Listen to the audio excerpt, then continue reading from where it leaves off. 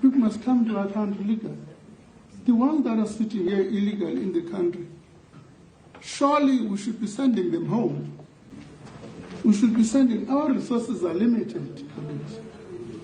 We come first in the queue, and there's somebody who has been in a backyard for years. Because they put themselves in front of the Sanbonan Dumela Molweni Mzansi, and welcome back to the current essay where we unpack the stories shaping our nation today. Finance Minister Enoch Godongwana has set off one of the loudest debates of the year after declaring that the phrase "South Africa belongs to all who live in it" may have been a historical mistake. This phrase, rooted in the Freedom Charter and later absorbed into the Constitution, was originally seen as a beacon of inclusivity after apartheid, but Godongwana argues that it was designed for a different time, a time when the country was focused on unity and rebuilding after decades of division. Fast forward to 2025, and the minister says the reality on the ground is very different.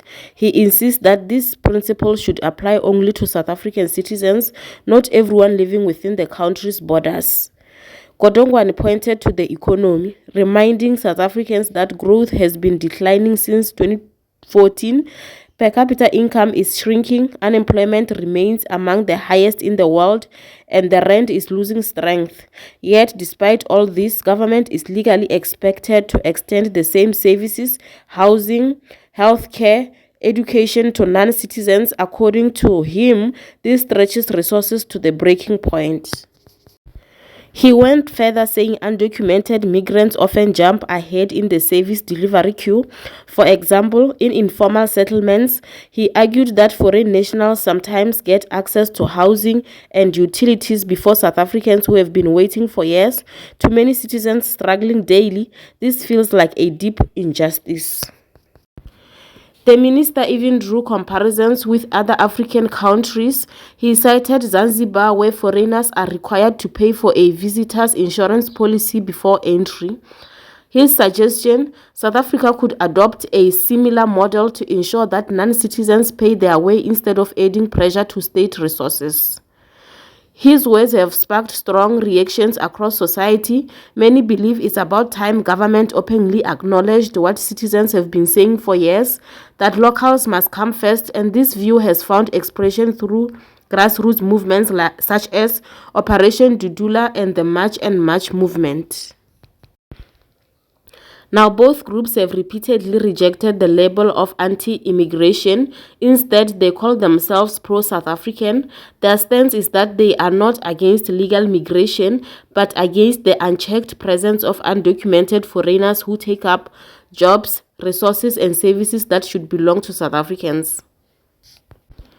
Critics often accuse these groups of being divisive, but supporters argue they are simply voicing frustrations that government has ignored for too long.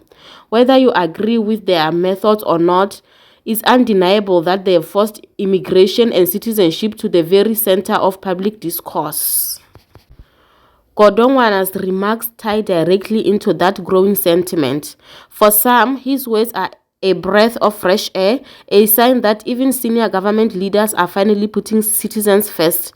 For others, it raises questions about how the constitution might be interpreted or even changed in the future. And let's not forget, this is not just about politics, it's about everyday life. It's about the young graduate who can't find work because companies hire undocumented workers for lower wages.